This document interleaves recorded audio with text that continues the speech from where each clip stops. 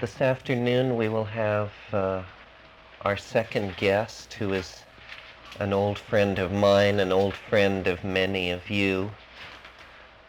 He is a former fellow of the Princeton Institute of Advanced Study, chairman of the Visual Mathematics Project, founding member of the General Evolution Research Group, and a well-known New Age raconteur.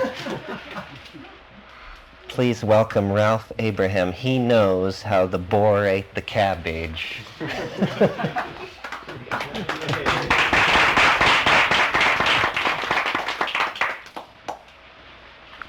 Terence has mastered the art of introduction.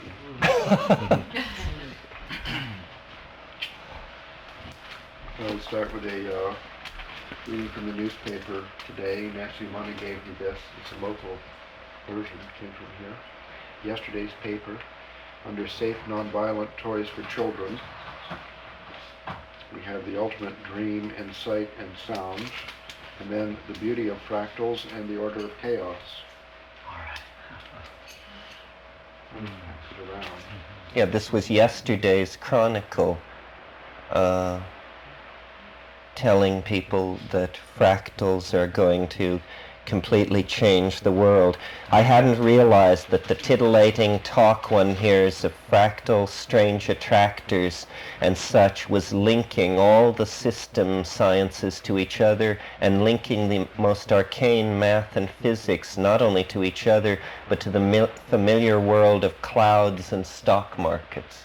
Stuart Brand achieves enlightenment.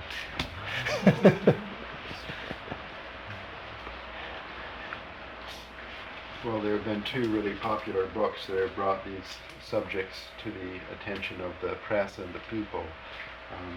What does it say? The Beauty of Fractals and the Science of Gleick's book, So Chaos. The Beauty of Fractals refers to Mandelbrot's book, published in several editions from 1975 to 1983 or something.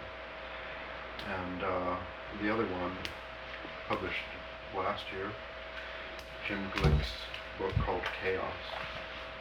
So many people have read or looked at or held in their hands these books, and for some reason, in spite of the impossibility of understanding hardly a single word within, maybe through the very generous use of pictures, been able to resonate and respond deeply to these new ideas that are coming. And I think that the authors of these books were very surprised by the popularity that their books achieved, and may still be asking themselves and each other what might be the cause for this. What was the thesis of chaos? I'm not familiar. Chaos is it's a major paradigm shift in the history of science that's happening now, and that's sort of the same magnitude as the discovery of the wheel. But that the news of this didn't get out as soon as it was happening, because scientists are all very specialized and can't speak either to themselves or to you. So To each other. It took the genius of this journalist, Jim Glick, who was until recently science writer of the New York Times. I don't know if people in California read the Times, but in the East Coast, everybody reads the same paper and then they talk about it all day long, the same source. And on Tuesday, they have a science section where scientists assiduously read and discover what is the latest thing happening in other sciences. Outside of Science News, it's the best journal of science, is this Tuesday edition of the New York Times. And there are 3 or 4 writers who do that, and one of them was this Jim Glick. And through constantly having to come up with more news for next week's edition, he began to notice that he was getting, different versions of the same news from all different sciences, physical, biological, and social. And so he wove it together into a book called simply Chaos, The Making of a New Science, in which he told the story, journalistically that is, as a series of biographies and cute tales of the personalities of the long-haired genius like Mozart who had done this or that. leaving the Including actual- yourself, right? a little bit in chapter 9. Appropriate chapter, right? And the fractals and chaos are very much related. The developments in both areas were done largely by unemployed people because it was such a paradigm shift that when a graduate student would try to introduce these ideas to his thesis professor, he would be told to take a walk until his fever died down. But I digress. And that's in the paper, and here's the picture on the wall. So I think since that's obviously a fractal mountain there, and although I haven't been here, I understand you've been thinking about this mountain for a few days. I thought I would just try to relate these things. So, I think, Terence, you are one of the people that I just described. And the minute you saw a picture of a fractal in a book generated by computer graphics, or the idea of chaos with a picture, you responded immediately, and you knew it from your own experience that A is something familiar, B is something that is novel, only that it's appearing on the printed page instead of exclusively in your dreams. So here was something from our inner experience that was breaking forth into the journals of science, and that we all felt that we had been waiting for a long time for this. And I think it's about 6,000 years, actually, that we were waiting for chaos, which characterizes every real experience in life, to be readmitted to the halls of science. Anyway. Well, at least since the Greeks, don't you think? Because what the fractals introduce are essentially the first new mathematical forms for describing nature since the regular polyhedra of Aristotle. And it seems, I know you studied with René Thom, came up through a slightly different kind of mathematical tradition than the direct fractal tradition, which was dynamics and the modeling of phase changes in liquids and things like that. Has that now all been gathered under the umbrella of fractal description, or is this still a slightly separate take on these phenomena? Well, there's sort of a master theory, which is complex dynamics, in which you have the most useful aspect, probably called bifurcation theory, and within that you have catastrophe theory and many of the older modeling strategies, including the Greek, the Renaissance, the Baroque and Classic. You mean going back So into classical mechanics? Yeah, everything now has been integrated in a single model, and fractals and chaos are not necessarily the most important aspect in these models, but I mean, they're only important in that historically they were rejected by science. Turn this off. Sure.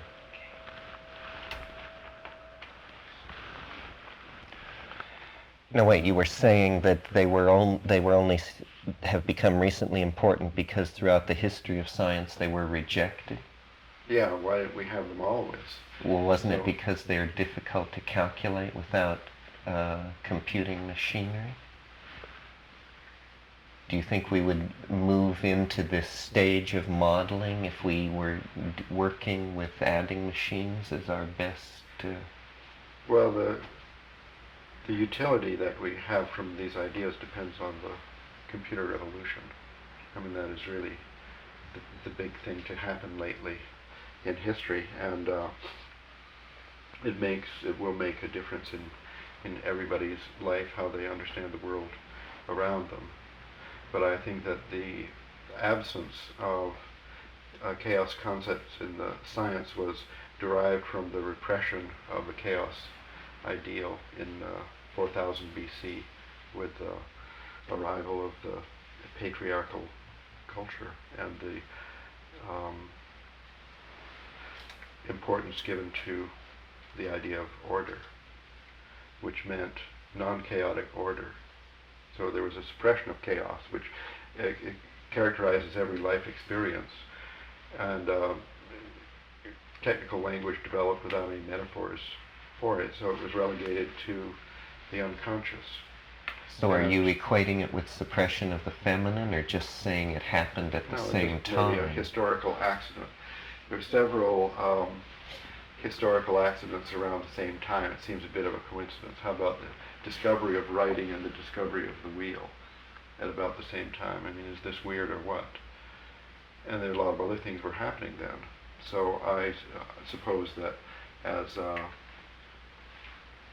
mental beings, we evolved to a capability or a degree of being connected up, which made all these new things possible. Anyway. Well, in my theory, I would say that there's no problem to account for the coincidence of riding on the wheel, and that it's a steep descent into novelty on the wave where this must happen. In catastrophe theory or dynamics, aren't there models like a cusp or a Hamiltonian catastrophe that would account for, so that the notion of coincidence is put out of business, and we see that, as I said once, coincidence is what you have left over when you apply a bad theory. That a good theory gets rid of coincidence. And does dynamics do that for history? I know Rian well, used it does. it. Here's the most amazing thing about chaos, which explains why the time wave works, in case people think it's very unlikely this. Why does it seem so unlikely that this could apply? Suppose you had an experiment where you observed two different things that were thought to be more or less independent, like the temperature and the pressure, for the subject of discussion and the dinner menu. And on successive days, you wrote down in your diary the subject of discussion and the dinner menu in two different columns. And you would normally expect there would be very little correlation between the two different columns. Now, somebody comes along, a chaos theorist with a big computer, and says that from one of these columns you can deduce the other. Now, it seems improbable, and yet that's what you're proposing. See, that this King-Wen order should have a little pattern to it, which it is data. I mean, it is historical data, there's no doubt about it. Somebody, sometime, King-Wen took essentially playing cards and dealt them out in a certain order, pierced the holes of the bones, tied them together with a thong, and gave us a time series of data, a column of data. Now that's one, and then we have another one. Let us say the number of people who died in wars in each year for the past 6,000 years. Then we have another data. Now those, we think these to be really independent. What does King-Wen's psychological impulse in putting, or whatever he thought about the arithmetic or whatever, how could it possibly? And yet, chaos theory says that multiple columns of data can all be deduced always from one of the columns, but only if it's chaotic, not if it's ordered in the sense of constant or periodic or multiply periodic or something like that. So this was a big discovery in chaos theory that happened in Santa Cruz in 1978. I was there that day. And you anticipated it. And when did this happen? This was La Chorrera? This thing was drawn in this form by 1975. And the idea of it and was the earlier. idea was generated in 1972, Yeah. basically. Now, the way in which the chaos theorists had figured out to get the missing columns of data from the given one, which is a tremendous money-saving gadget for science. Think of how many rats will be saved.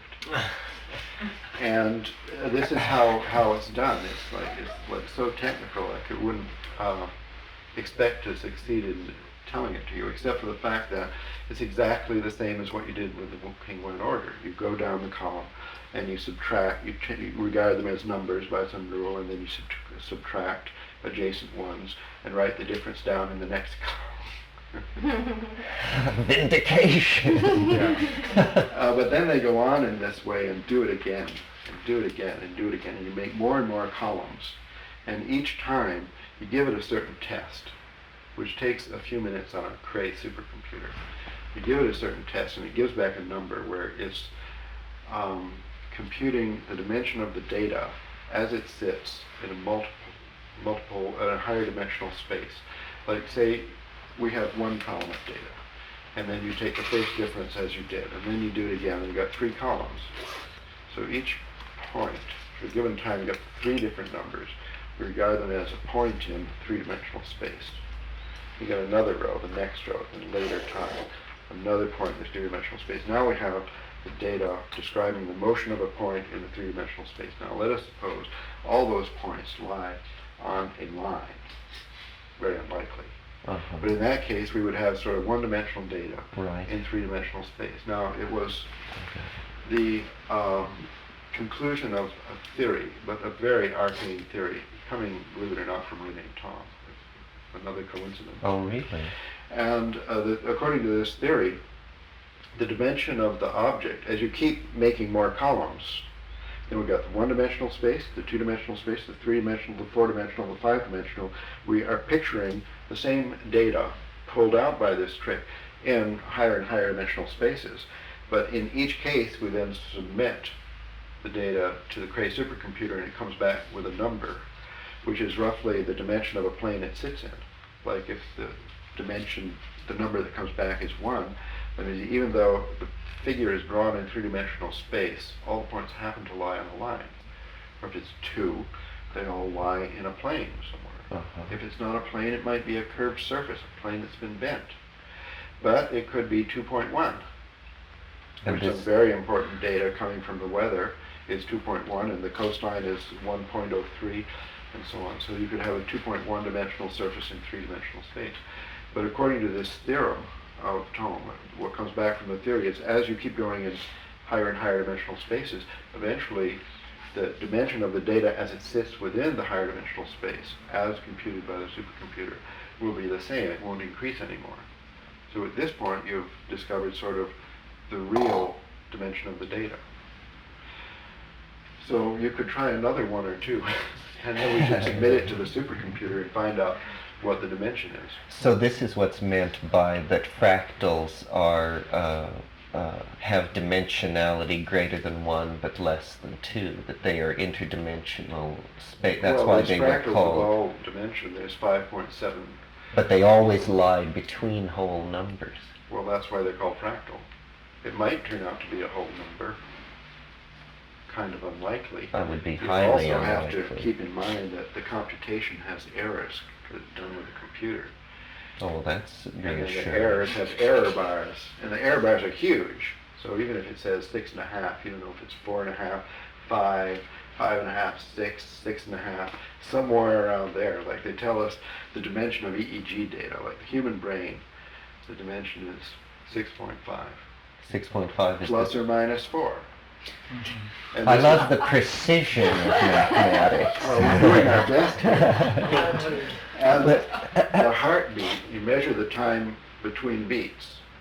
Okay, so they got these pulse meters, and when you're exercising, you wear that. And what it does, it's got a little tiny microscopic stopwatch that counts how many microseconds between beats, and then it prints it out. So then you get a time series, interbeat interval, Uh-huh. time series. And you do this, you submit it to the supercomputer, and it comes back. It's the same as the EEG. That gives us the idea that there's some sort of, there's a higher dimensional world we live in physiologically, which is the same for all the organs, which is around 6.5. In what sense?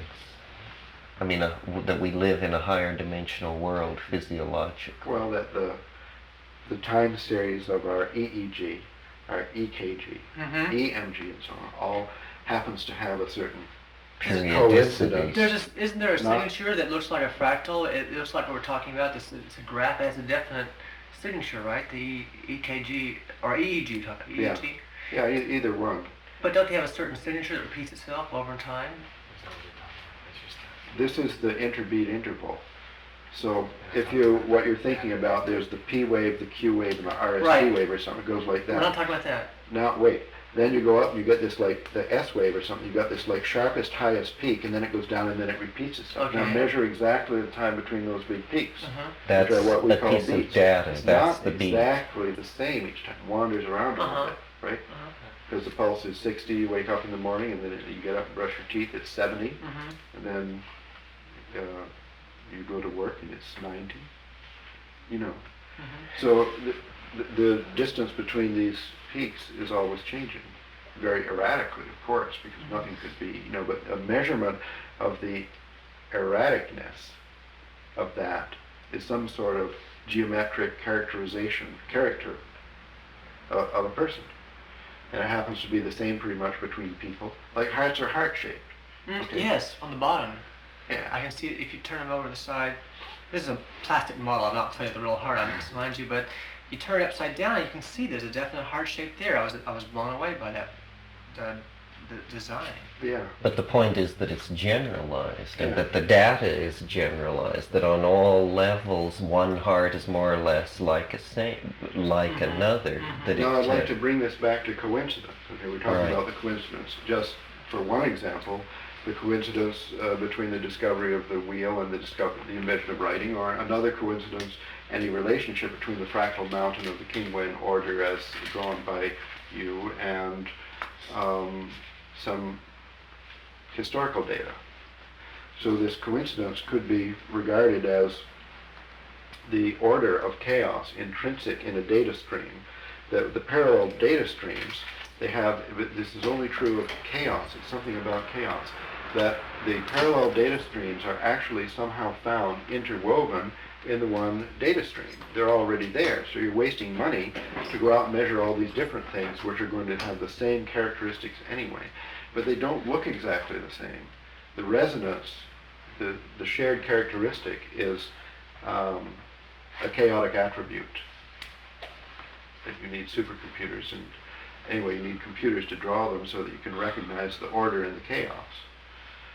So from this point of view, you see chaos is a much more highly ordered thing than order, periodic order, because you could have, if like the heavens, if they were really periodic, then you would expect no correlation between neighboring streams that were periodic but had slightly different periods. Only chaos is really so highly integrated and synthesized that the whole world of coupled up experience, no matter how seen, dissected, or experienced in a low-dimensional plane by just viewing part of the data, as we must, will actually contain the whole experience in the lower dimensional projection. So this is why nature must be full of chaos.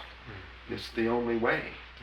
it's how it works, as a matter of fact. Could I ask, could you talk, you talked about one dimension being a straight line, 2 dimension, a plane, 3 dimensions, pyramidal, something kind of thing. Go on, could you describe the attributes of the 4th and 5th and 6.5 dimension? I mean, what are you talking? There's a dimension of time, obviously, and then there's another dimension. Thinking of dimensions in a purely mathematical way, not in the way of physical extent. So if we give a list of points in 3-dimensional space, we can write them down in paper by associating numbers with the x, y, and z distances of this point from some reference axes, the corner of the room. But if we agree that 3-dimensional points are represented by these 3 columns of numbers, then we can just add more columns. That's all. So that's another dimension. Yeah. Essentially, a dimension is nothing more than a variable. A system has as many dimensions as it has quantifiable variables, and a system like the Earth has several dozen tiny micro movements that are dimensions of its description. Yeah, dimensions, maybe they could be best thought of as variables that are really independent. Yes, independent variable. Yeah, so if we had 4 people in the room, but only 3 act independently and the other one perfectly obeys orders, then that would be a lower dimensional situation than if all the people were totally independent. Does an order indeed. So this dimension used this way is an attribute of, it's mathematical, it's abstract, it's in the world of geometry. And it's in the world of geometry in which we want to build models for our life experiences.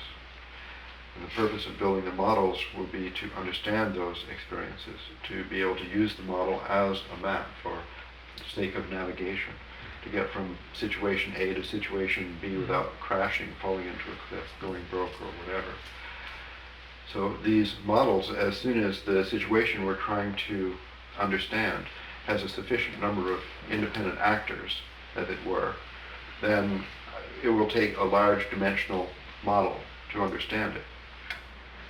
we have our first experiences with dimension are through walking around the world, where we have basically two-dimensional experience. And dolphins have three-dimensional experience, and maybe another one if you include time. But it's easy to go out in your mind to a world of more dimensions and actually kind of visualize. There's a wonderful computer graphic film made many years ago that's a training film for astronauts of 4 dimensions. It teaches you to visualize, to recognize, to move around in 4 dimensions using computer graphics. It starts with the 4-dimensional cube. This is one Ben dimension. Schacht's Yeah, film. 1-dimensional cube, that's a ruler, 12 inches long. So I think of it infinitely thin. Okay, there's a 2-dimensional cube, that's a square. You could make it of 2 rulers in a way, or 4 rulers, and 4 rulers. Then you got the 3-dimensional cube. Okay, that looks like a cube takes 8 rulers. And then there's a 4-dimensional cube. Well, there it is on the screen in this movie. And what it looks like is a 3-dimensional cube inside another 3-dimensional cube with all 8 corners connected. Tesseract. 12 rulers. And then, of course, that's a projection from 4 dimensions to 3. Like we visualize a 3-dimensional cube in a perspective drawing, invented recently. And then we visualize in 2 dimensions. 15th century, right? Mhm. Yeah. So now it's just a few years later, we're learning to visualize 4 dimensions, 5, 6, and so on. It's not easy. Computer graphics is it might be one of the best things computers have done for us. You can quickly draw a picture accurately from numerical data, where you could represent, for example, suppose you wanted to represent a 4-dimensional picture in 2. Or you take 2 of the dimensions and make them X and Y, so they're geometrical. And the other 2, you make them color. You just add the given amounts of red and green to a fixed amount of blue. So then you get a color picture. And in short, a color picture is a 4-dimensional object. And a moving colored picture is a 5-dimensional object. So the television presents us with 5-dimensional experience. Okay? Or we move around in the 3-dimensional world and we see 3 dimensions of color, the hue and the intensity. So at each point in the 3-dimensional world, there's 3 dimensions of color. So we're used to looking at 6 dimensions all the time, plus it moves, so that's 7. But these are still experiential dimensions. So then we want to abstract to purely abstract geometrical dimensions for the sake of making models. For example, to fly a spacecraft from here to the moon using minimum fuel, they have a trajectory which is drawn. I mean, here a model, which is the first model of science, which is the source of all our science, trying to understand the heavens, called the restricted 3-body problem. And it's basically a 4-dimensional model in which you can, L5, the L5 society, I mean, there's a sort of a sweet spot in space where if you go there, you get a free ride for a long time without using much energy. And this L5, L for Lagrange, was discovered by Lagrange, and Lagrange's own model, jacked up from Newton's model, so we're talking 1800 or something. It's a 4-dimensional model. L5 is a little oval, little triangle maybe, rotating around in this 4-dimensional model. So we wouldn't have space flight without 4-dimensional models. And You couldn't get where you're going.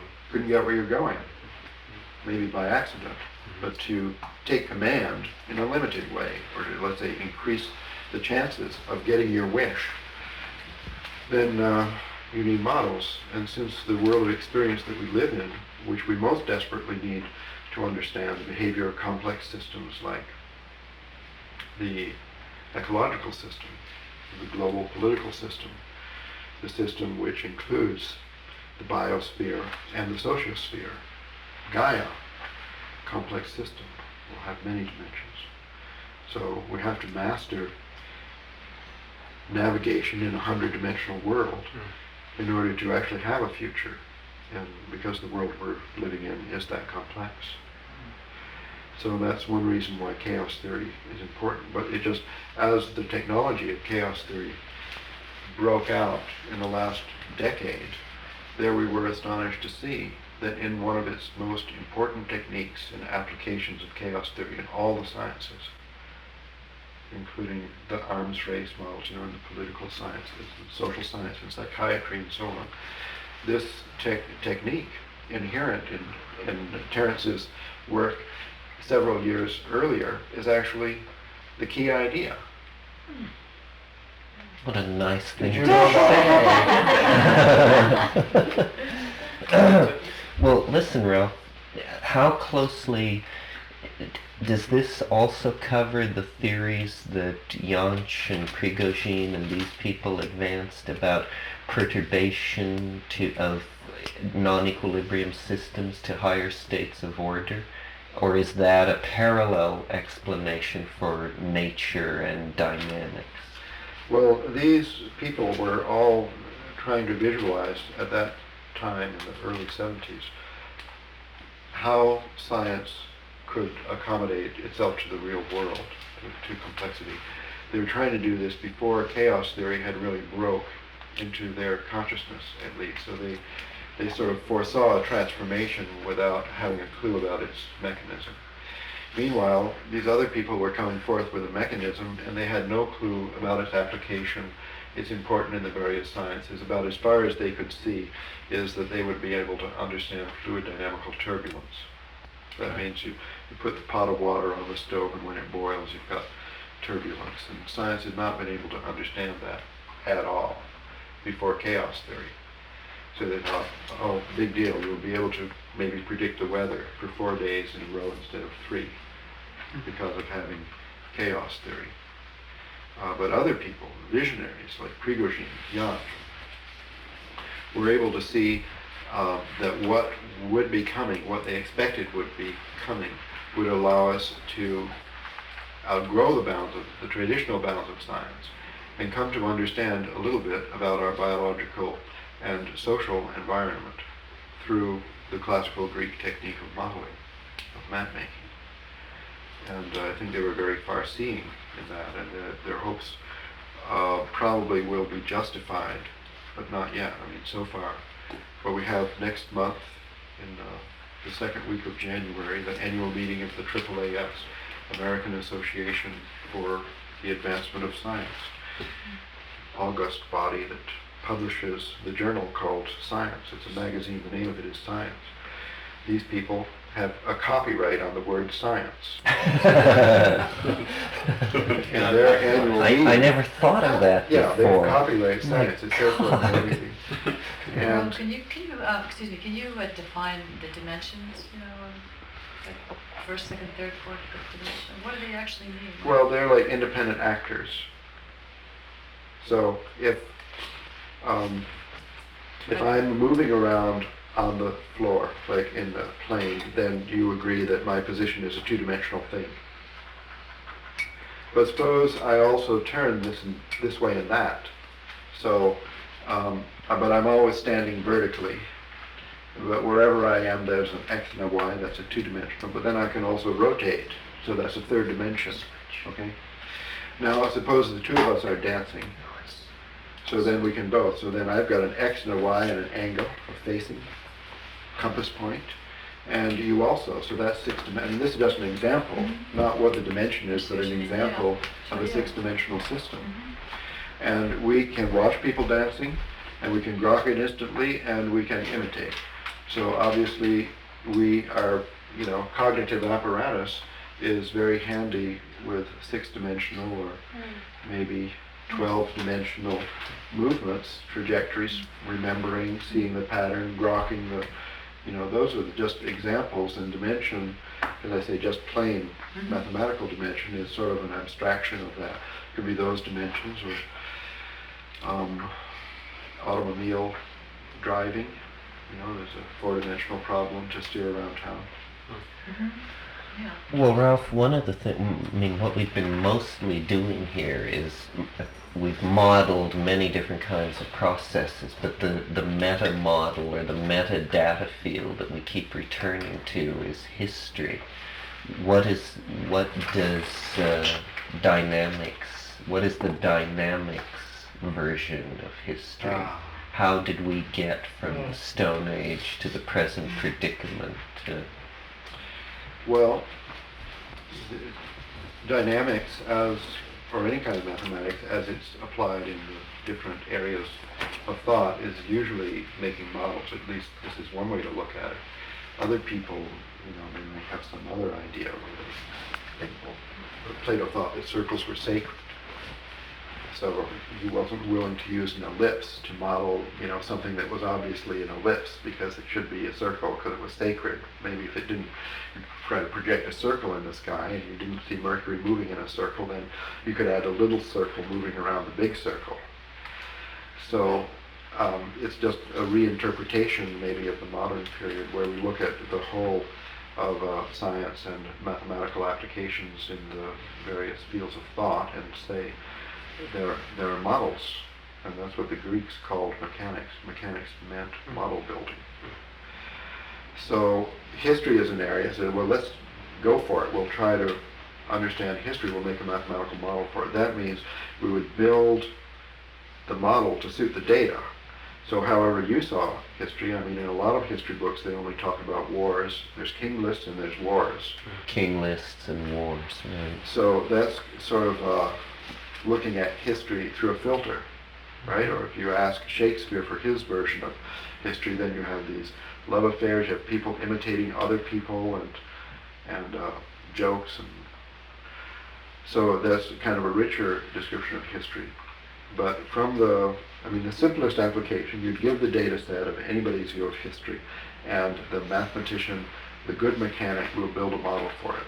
However, can only build a model out of certain canonical models on the shelf. It's like Tinker Toys. You take these things, you bend them, you stick them together, and so on. Theory tells you that certain things won't happen, and other things in history are very likely.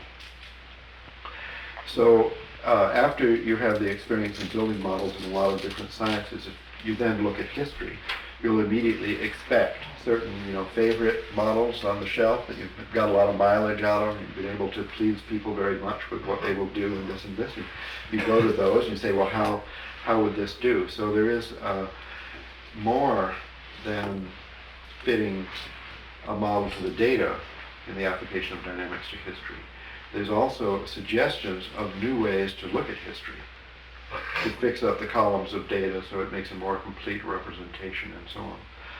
So the first thing that I saw, and I think other people also, like Rian Eisler and Dave Lloyd, these Gergians, they said, well, the main idea for modeling is bifurcation, like what you take off the shelf, it's called a bifurcation, and there's an atlas of bifurcations, and there's 22 basic ones. You fit these 22 Tinker Toys together with sticks and you make. Are these what are called the strange attractors? No. Strange attractors can change. Strange attractors depend on the dynamics. But the bifurcations are set. Bifurcations are when one strange attractor, or any kind of attractor, changes into another one. I see. One type is called a catastrophe. There's another that's called a subtle bifurcation. For example, you have your coffee, and then you begin to stir it. So you stir it and you look at it and there's nothing happening. I suppose it's going around, but then when you stir faster, it begins to slosh up and down like this. So that's a bifurcation where steadiness turned into an oscillation. That's called a Hopf bifurcation. That's one of the favorites. Pull it off the shelf.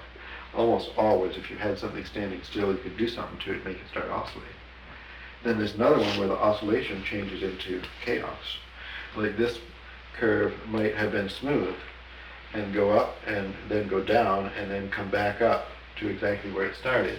Then it'd be an oscillation. But then you could just look at it crooked and it would get bumps on it, right? But what looks to be happening is it rises smoothly, then it descends, and then it it breaks apart into turbulence in the last third of it or something. Yeah. Well, so go on about history. So people immediately thought, who had the experience of dynamics and began looking at history, and it's surprising that this is so recent, and they said, well, where are the bifurcations? Like something big happens, like the discovery of the wheel or the Renaissance, that must be a bifurcation. Do we have a model for it? Is it like an oscillation coming on slowly? Is it like a catastrophe theory? That's what people thought right away, that social transformation should be a catastrophe. That means that an existing state maintained by a kind of equilibrium, by the habits of people, would suddenly get tired of being a habit and dissolve. And then a new, totally new form of society would kind of gel later on after a intermediate period of turbulence. So they look for a rigid structure breaking up, like at the end there with a period of chaos, and then settling down to a new equilibrium, a steady structure. That's what they thought ought to happen. They would start looking around at history like that. And then you have the Kurgan wave, the arrival of the patriarchal society in the Middle East, and then the Renaissance, and a few things that would be the very big bifurcations. Well, after you look at history from this perspective, looking for the major social transformations, and you know that mathematics has few models which must recur, they're universal models for social transformation. So social transformation should fit those models. Then you start wishing that you had additional historical data. You want to get in your time capsule, go back, and just record a couple other things that they didn't bother with. We have some interesting data like the Nilometers.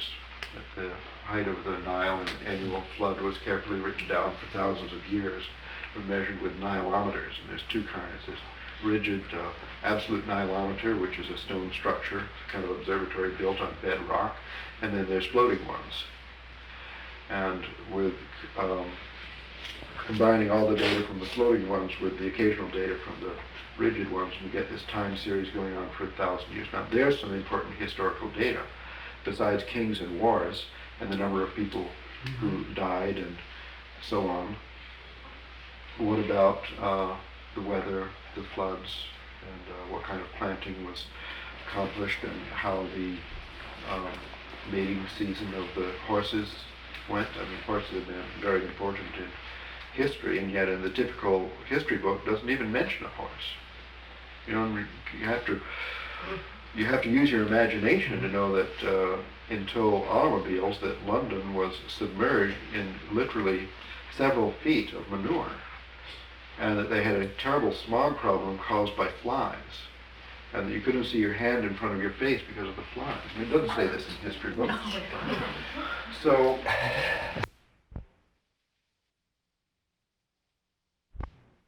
Horse manure.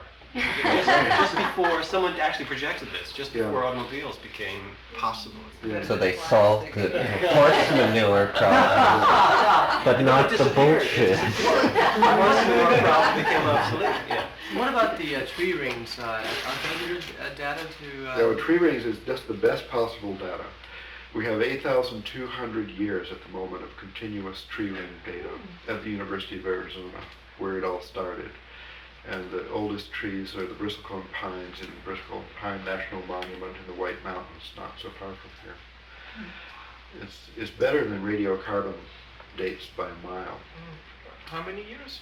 8,200. They hope to reach 10,000. That's sort of a practical. Well, and then in the geological record, don't we have coral capacity to date from corals to go back and at least determine year and day length?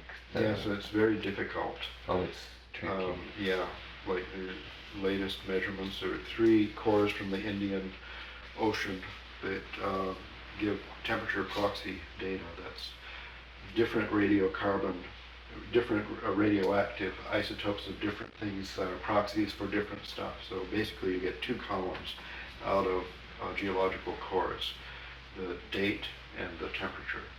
What has been done with the tree data other than knowing it, measuring it? Anything? Well, one great application of it has been to correct radiocarbon dates, which turned out to be off by a mile. That's probably the main application that's been made so far. And of course it's a local indicator where these old trees happen to be, which are only in California. Then you have climate data for that one spot. But if you wanted to have climate data in the Indian Ocean, then you'd have to make a correlation between so-called radiocarbon years, which are fictitious years, and real historical years. And there, the correlation is very bad before 5,000 BP, 5,000 years before the present. So 3,000 BC, that's about as far back as there's any correlation between radiocarbon years and actual Earth years. So this recalibration of radiocarbon years that is carried out in California with that tree, the Methuselah tree, that becomes applicable to radiocarbon dates from geological cores all over the planet. So it's extremely useful just for that. How old is the oldest tree there? The oldest living tree is about 4,000 years old right now. That's the Methuselah tree. Wow. So It's very Ralph, when they narrow. correlate the radiocarbon data to the tree ring data, is the radiocarbon date, are the dates too early or too young? Yeah, I forget. The radiocarbon years are too short. Uh-huh. So, Oh, I see. yeah. So they're it pushes excellent. it, so it pushes the Exactly. date further back? Yes, Uh-huh. exactly. Uh-huh. So that's the basis of Mary Centegast's book, Plato Historian, where she proves that with tree ring corrected radiocarbon years that Plato was right in his history, and all these recent historians That there are was a wrong. war in 9,500 Exactly. BC, and that she connects the Atlantean civilization to the Magdalenian, and which at least makes it credible, and says just forget about it being an island, forget about it sinking into the ocean. The main thing is that it existed across Spain, southern France. It was in fact the Magdalenian culture that produced Lascaux and these places. Well, so Ralph, what do you think dynamics is going to say to questions of human psychology, language origin? In other words, now shifting from the historical patterns to the social microcosm. What are the frontiers there? Well, I suppose as far as the history of consciousness is concerned, that the perception of dynamics preceded language. And it's kind of obvious in that cats can catch rats and chipmunks can jump from one tree to another and so on. That there's enormous dynamical intelligence in plants and mammals and fishes and birds and so on. And language is sort of a lower order of thing which is very good in its place, but that dynamical intelligence vastly exceeds verbal intelligence. So that's just to give some credit to the intelligence of dolphins and bats and so on. And are you also suggesting then that dynamical intelligence gives rise to language? Well, certainly, because there comes a need, especially when we need to do prediction. See, there's maybe one of the most important social predictions that enabled the Neolithic Revolution would be the calendrical prediction.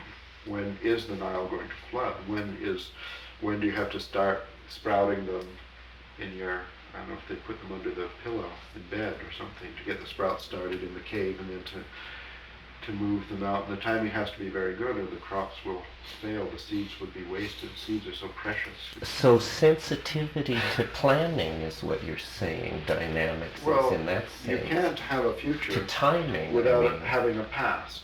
See, the future is made out of the continuity with the past. It's a dynamical, like history is a universal dynamical process. That's why the time wave makes sense.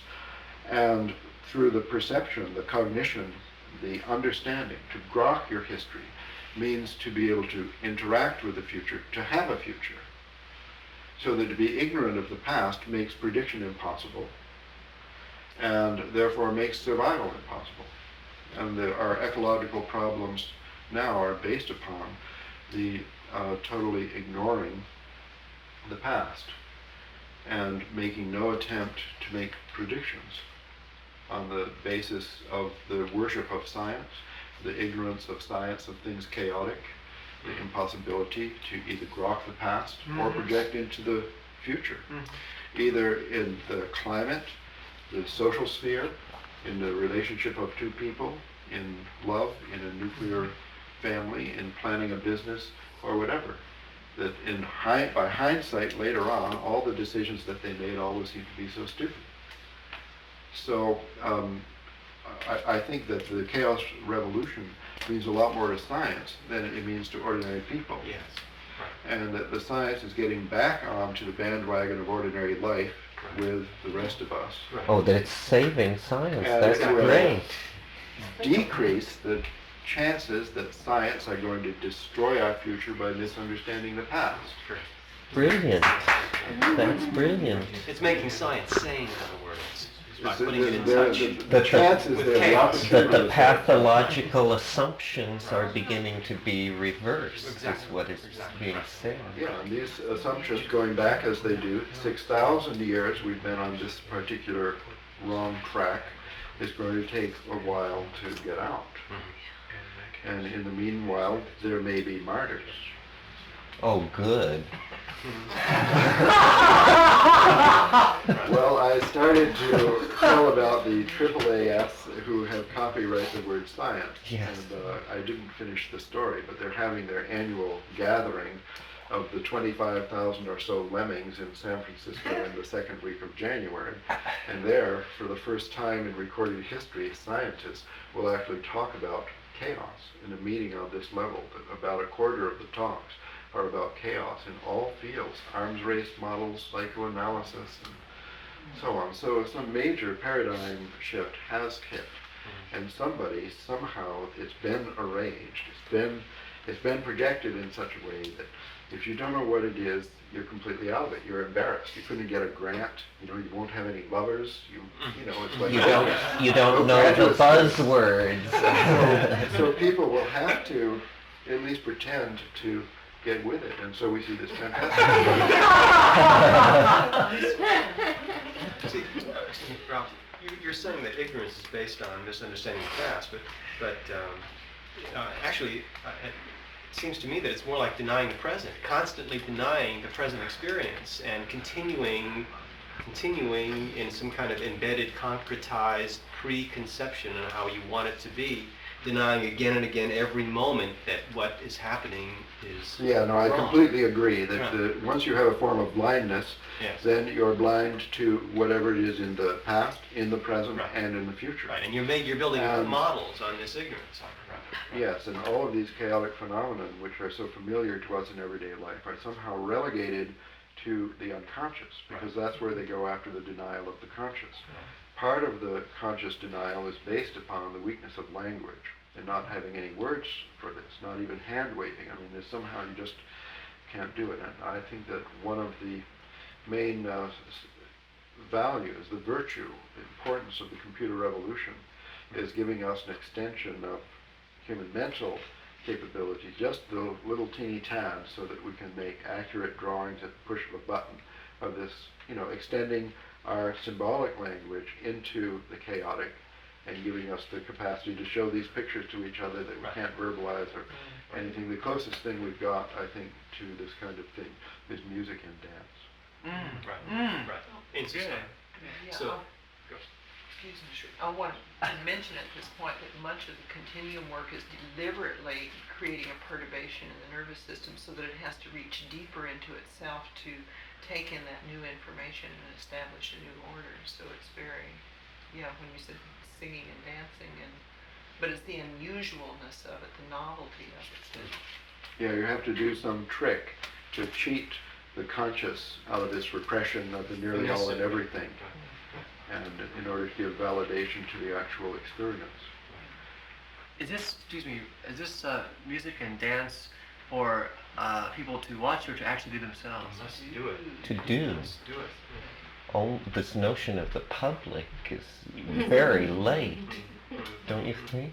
Well, I spent a lot of time thinking about the caves, life in the caves. Like, what was it like during the ice ages? You know, it's almost always an ice age. I mean, it really It's almost always an ice age. And then between ice ages, there are these very, very short fevers Jim Lovelock calls them in Faces of Gaia.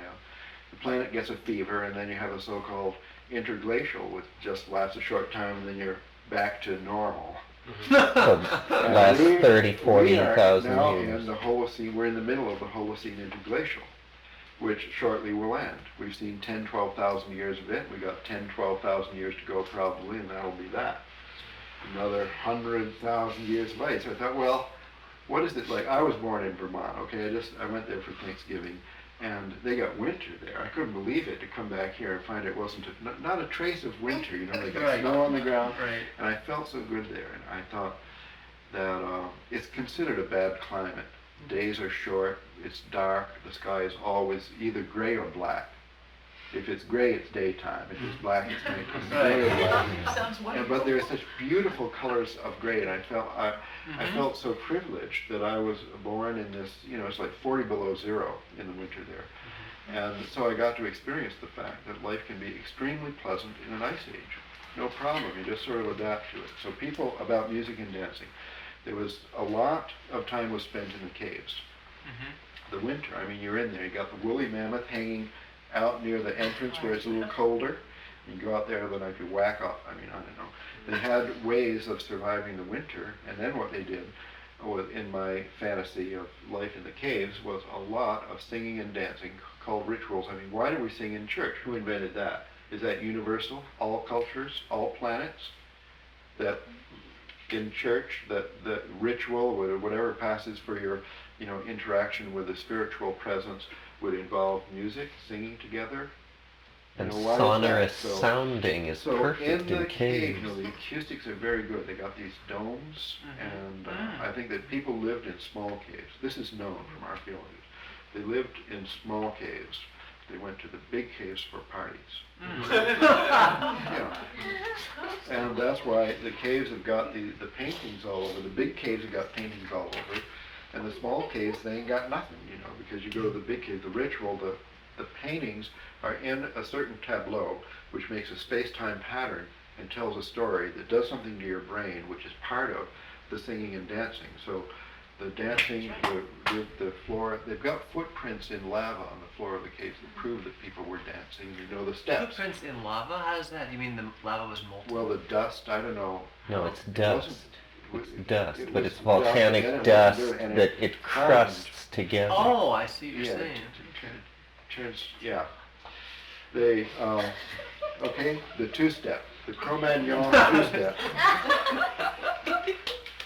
And so the singing, the people singing together, the resonance, we did it here. We started with an experience of tuning in, and it was very interestingly chaotic. And we have it on tape, right, Paul? So we could actually analyze this, put it in the computer, and find out, is the dimension 6.5 plus or minus 4, or what, for our chaotic singing? Okay, the interval between the la la la la,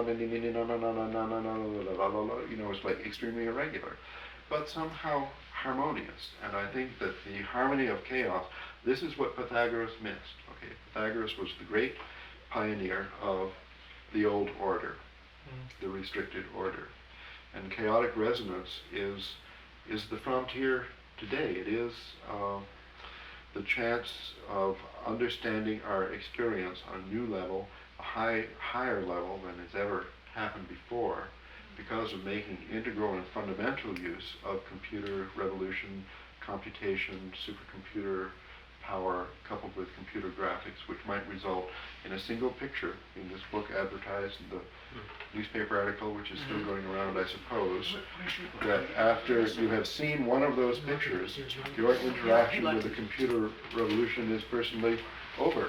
That was it. You've had it. You are now died and reborn and reformed on a new level with a new understanding where you've had the validation that what you see in your dreams really is, I don't know, it's something major is happening or could happen where we will have a new music, we will have a new dance.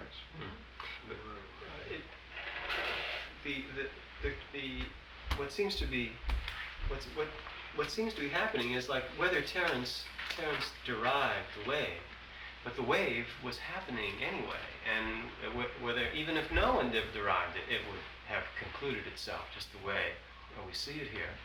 And So, and the same with these other these other patterns, like the weather is going to generate itself, whether we can calculate it or not, and it will generate it itself in the way some greater intelligence or something like that, is creating the weather. And so, and isn't there also another aspect that, like there are many there's a lot of information loose in that consciousness sometimes can affect weather. That just the observation of it from a certain way is part of. You mean that we interact We with interact with all these dimensions and. Well, as I understand it, I mean, Ralph can correct me, but these off-the-shelf pieces by which the dynamical models are constructed are often situations which describe phase transitions at boundaries where very small perturbations have very large end results. Yes. So is that so, Ralph? And does it then not set up... only that, but in our history we are now near one. We are in a situation that Jim Lovelock describes as the biggest perturbation of the global climate in 65 million years. And this one is caused not by a large planetoid crashing into the Canadian Shield, but by us, by a numerous and ignorant population. So the way in which the modeling and the chaos revolution and so on could aid us would be to give an understanding of this, the fact that, I mean, as you said, Terence's wave unrolled itself and the climate is unrolling itself, but unfortunately the climate unrolling itself and the wave, in other words us unrolling, is all intertwined in a giant complex system where us, meaning the so-called conscious human infection of this planet, plague of this planet, is of such a magnitude that it's not only what we think about the weather that's going to affect it, but we are affecting. So even by keeping warm here, burning the oil, using the electricity and so on, and the greenhouse effect, the global climate warming, that we're already several degrees warmed, and it may go 5, 10, or 15 more, according to the prediction of anti-science, without chaos, without this bifurcation that straight Terence is talking about, where we may be in the presence of a nonlinear bifurcation phenomenon where there will be a major flip into an ice age from which there is no return, the death of the planet. So that's why knowing about these models and being able to step back and get some kind of symbolic overview, extending our language so as to include a little bit more of what has hitherto been totally unconscious, may be crucial to our having a future on this planet.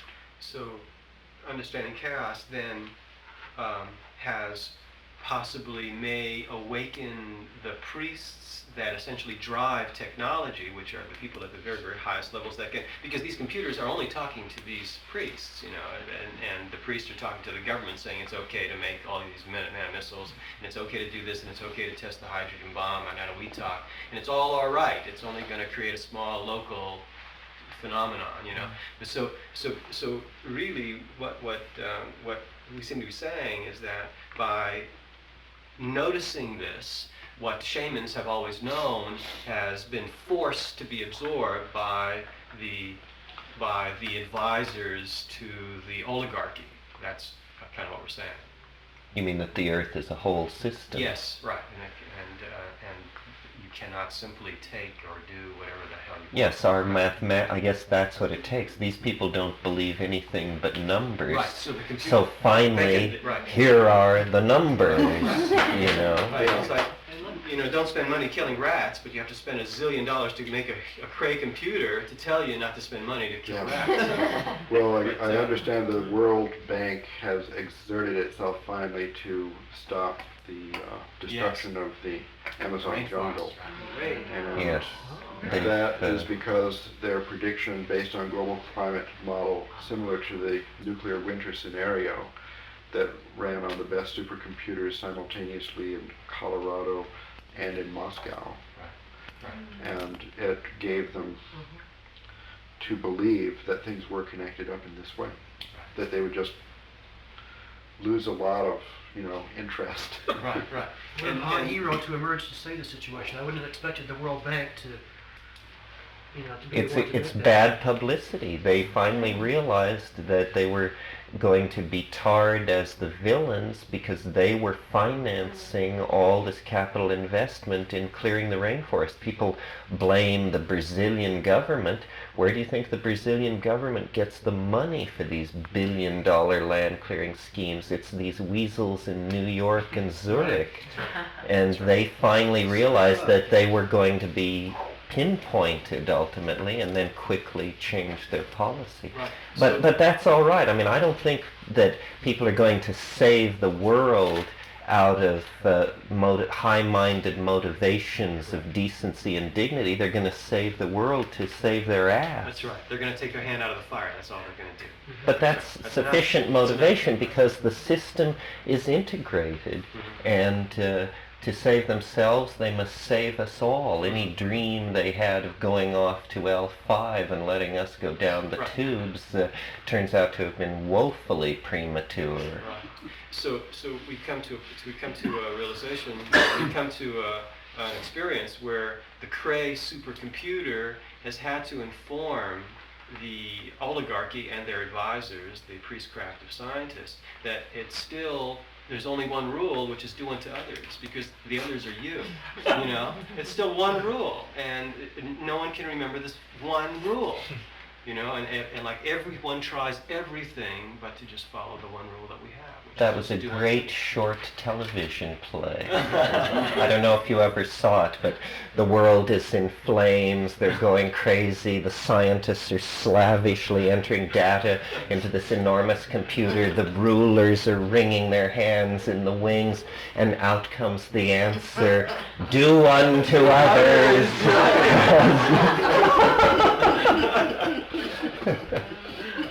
Well, Ralph, I want to ask something that I sense the possibility of progress, but I can't quite put it together in my mind. What application do these fractal and hierarchical models of process have, or what can they tell us about human language and conception forming? In other words, are all sentences parts of a gigantic fractal? To what degree is syntax fractally describable? In other words, if the world is a fractal, then surely the meanings we construct about it must also be fractals, or they wouldn't have meaning. So what is the relationship of language to reality via fractal? Well, this isn't the final word or anything, but things have begun to move out of the dark ages, I think, with a new kind of model called the neural net. So the neural net is a complex dynamical system. That means that you have a lot of independent dynamical systems that are all connected up in a network, like a computer network or the telephone network. Like parallel processing? Yes, this is a model of the brain as a massively parallel processor, but it's extremely simplified. Not as simplified as earlier models of the brain. I mean, this is the first really complex model of the brain which is actually capable of complex thought. So they didn't really get to the language yet. There's one neural net that it learns to speak English, from reading from the book. It learns to pronounce right. Has a teacher that tells it if the pronunciation is good or bad. It gets the good or bad, and it tries again. And it programs itself completely to read books to the blind. That's anyway, amazing. the way they work, it's a highly idealized system, that it is parallel processing, but all the processors are identical, first of all, and they're ridiculously simple. So you wouldn't even think this brain could do anything. But it turns out they've established this beyond a doubt, that there's a lot of intelligence in the connections alone. And there's a lot of learning that takes place in the gradual modification of the connections. So this has to do with dendritic net extending itself. And you can sort of image this kind of model into a neural net. I mean, a network of physiological neurons, but only by ignoring everything that neurophysiologists have learned. Anyway, by some inspiration, they made these models, which are different kind of computers that are necessary to do them. They're not digital computers; they're analog. Anyway, they're dynamical systems in which there are a lot of different attractors, and they're all fractal attractors, and then the thought is a basin of attraction of one attractor. So different thoughts are different basins. If you have a sequence of thoughts, that's like jumping around in the phase portrait of a complex dynamical system. So it does have an application into simple model. Here's what they can do. They do associative memory. So you showed a picture of Australia, and then you ask, which continent is this? And it's already learned. There's Australia, Asia, and it tries them out and it can tell you. It sounds easy, but it's not. Well, for instance, I've heard of programs where, assuming that Shakespeare wrote all of Shakespeare's plays, yes, you give a computer Hamlet, and that's its database, and then you submit 20 lines from somewhere to it, and it can tell you that these 20 lines are not from Hamlet, but are definitely by Shakespeare. The idea being that there is a fractal quality of Shakespeare which is somehow recognizable. Style is Style is a fractal, and that's a good concept. As a matter of fact, Terence, did you see that information of Francis Bacon? Someone mathematized one of the books, because Francis Bacon wrote mathematical documents. They mathematized the words, and then decoded, finding a code for the numbers, then found a whole other book from the numbers. Did you ever see anything on that? I know this stuff goes on constantly. I try to hold it at bay. The 16th century, they should put a huge fence around it and say, it's just such a mental morass. But the CIA has been busy working on this problem. Like the Voynich manuscript and such. But this notion, I'm fascinated by this idea of the smallest possible unit of style that would allow a computer, or anybody for that matter, to recognize the style in some other form. And how much Hemingway do we have to give a computer before it can say with reasonable certainty that text X is or is not Hemingway? This is not a simply academic problem, for instance, because there's real questions. Did the same person write Luke as wrote Matthew? Is there a way to tell? What about the claim that some of Shakespeare's plays were written by Francis Bacon? Well, is there a significant shift of vocabulary? What about all these specious books that come out of the early Dark Ages assigned to people like Apollonius and Apollodorus of Tyana? Can we, by textual analysis with reasonable certainty, decide what is spurious and what is genuine in art and literature with fractal analysis? Well, this kind of program that you're talking about, I think, doesn't use fractals at all. It ignores fractal structure that presently they're on such a gross level, like counting the short words or something. Oh, looking for repetition of keywords or patterns of speech or this sort of thing. So they're very old-fashioned programs. How about the ones that recognize fingerprints? I don't know. I wonder if you could These are could write a basically- fingerprint generating program. There is, yes. There's cellular automata that generate fingerprints. They are That's used like to analyze them style. also. But I doubt there's anything fractal about it. You don't This is think it's really a simple simple stuff. set of recursive rules, but all fingerprints are somehow coming out of the same... It's like snowflakes. Yeah. Yeah, well, one of the early fractals was the snowflake curve, that back when they were called pathological curves. Wasn't the snowflake the earliest one, and the anti-snowflake? And There were some early ones, but you see these fractals keep on going. You zoom in and they keep on going at all scales, but fingerprints don't, and That's Oh, I Hemingway see. doesn't either, and it's just like much too simple, I think. What like about the this. sound or music involved, you know, in the, No, that's more interesting, yes. how so? Talk you know, about it. in the vocabulary, it would be a music involved in the style Yeah. or rhythm. Well, there's been, I don't know if this is, will get you very far, but there's a basic overall dichotomy applied to communication in these things between digital and analog.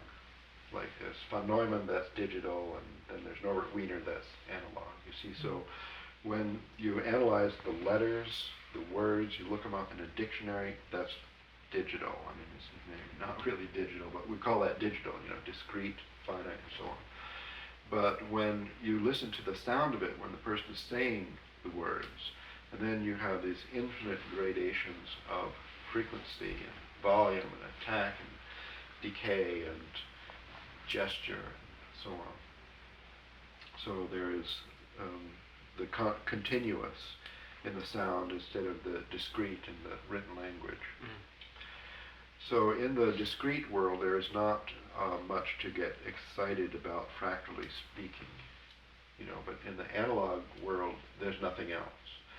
And all pretense, for example, that a sound is a pure sine wave or anything is non-chaotic, the pretense that anything is ordered in the sense of non-chaotic, always means to exclude its essential nature and boil it down to what is essentially natural for a digital or binary being to deal with. So the analog world is somehow richer, but not to put down the digital world. It accounts for the whole of language and its success in gawking like words can evoke feelings.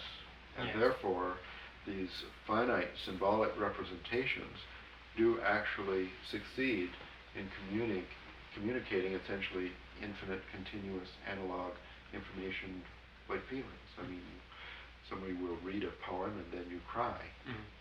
And furthermore, it seems likely that a lot of people hearing the poem will all experience the same response. So there is the evocation of a really infinite response coming from a really trivial little finite sign like a cross.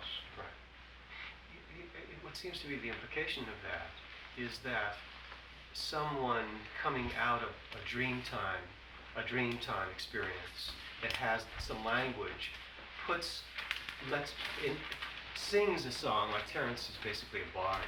So he sings a song and starts a fractal wave that starts expanding and soon envelops the whole society.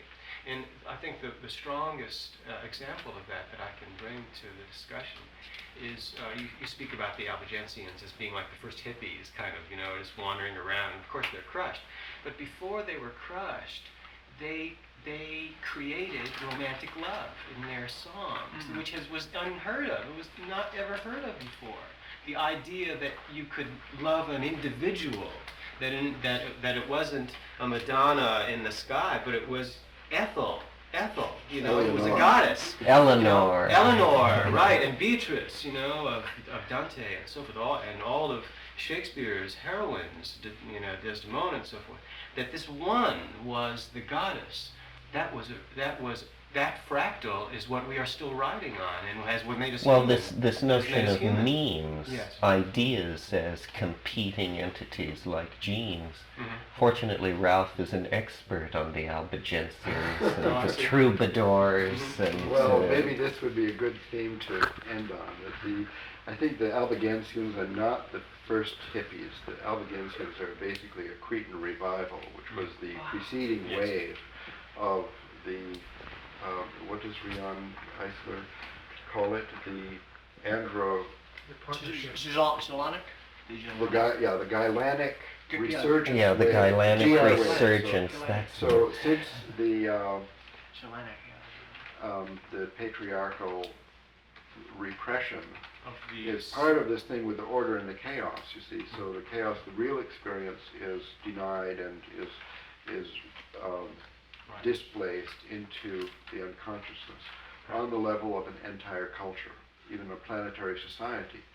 But that many of us in our private experience have the true reality of the Gailanic wave reinforced, that sooner or later it will break out into a cultural expression, after which it has to be repressed. By order. By order. Albigensian crusade, they encircled the city of 100,000 people and killed everyone. Only Dante escaped. They said that's a myth, but basically they did them all. Yes, 100,000 knights from the area of Paris, which didn't even have a city at that time. That's just one, but we know, of course, about the hippies, that in our lifetime, it vanished and everybody cut their hair. And, on larger and smaller scales, in any historical period, there will be a GR wave, and then there will be the repression where order tries to maintain order through the suppression of chaos, but all creativity from chaos. So the biological creativity, the poetic creativity, even the creation of the future from the past through continuous process, all of this creativity begins, proceeds in, and ends in chaos. So if we are in the ice age of planetary society, that creativity is totally suppressed, then it's a central consequence that artists must starve and live in garrets, because they can't possibly be rewarded, because what their creativity comes from, namely chaos, is part of the unconscious and has to be squashed in every expression. Therefore, women who have a physical connection to By their capacity to creativity, create life, right, that right. makes it very difficult for them to participate fully in the denial of the chaotic, then they always have. So I think that the repression of chaos by order, and this not just the oppression of the dominator society, but particularly the patriarchal society, that they would necessarily go together. Right. The suppression of women goes Terence together and I with just sort of figured this out on ascendance the of order. beach Yes. before coming up here. Something about the chipmunk. So, what's a GR again? What is GR, Gailanic resurgence. So she distinguishes two main different categories of social organization. One in which there's a dominant sex, either matriarchal or patriarchal. She calls that a dominator society, so there are two brands no matter. But when there's a really balanced partnership between the two genders, then she calls that a partnership society, or Gailanic. And the other one is called... Yeah, I guess so. So the Gailanic societies, what she did, maybe we were talking about her book called The Chalice and the Blade, published last year. A really revolutionary view of history, looking at history from a different filter, but taking the data from the archaeologists. So she studied all these different societies that are known by anthropologists and archaeologists throughout time, and she sees that, first of all, there are two different types, partnership and other. Then she sees that the partnership societies were characterized by peace. For example, in Hashilar and Çatalhöyük, the walls, the city was there for 3,000, 4,000 years. The walls were never busted. At Jericho, the walls are busted. So since they weren't busted, she says it's a peaceful society. They did have a certain number of spears and arrowheads around. But other places, like in Mary Sedagast, this war in 9,000, where you find the Tang Point Techno-Complex. The bodies, which were stuffed under the house. The house is full of corpses where the ancestors had to have a nice home, so they put them under the floor of the house. So they take the house apart and find dozens of skeletons under there, all with broken ribs and these arrowheads of the Tang Point complex inside. So there's war. Anyway, she studied them and she found this coincidence. The partnership societies, peace. The dominator societies, a lot of wars. So she says the book is subtitled Our Past, Our Future. So if we want to have a future, we have to learn about this, because only one of these two societies can have a long history. How is the GR though connected to the chaos? Because wouldn't wars be chaos as well? Yeah, this is, let us say, a personal hypothesis, not to be taken too seriously.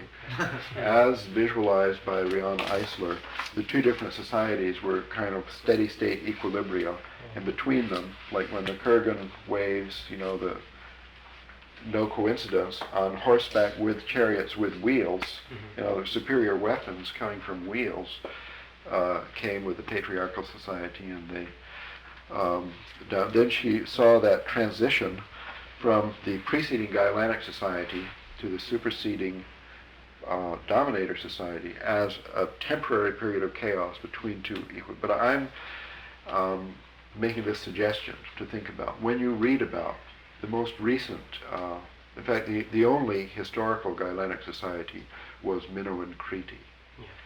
And when you read about that, you'll see much evidence of chaos there, in the way people dressed, in their expression of sexuality, and the way they planted and grew, and everything is a fractal. Well, I have a student, and How do you know when you're in a Gaelanic society? How do you know when it's chaotic? well, here's Is one there way, which is a great way. So this, my student Ron Eglash, he has obtained what look essentially aerial photos of villages.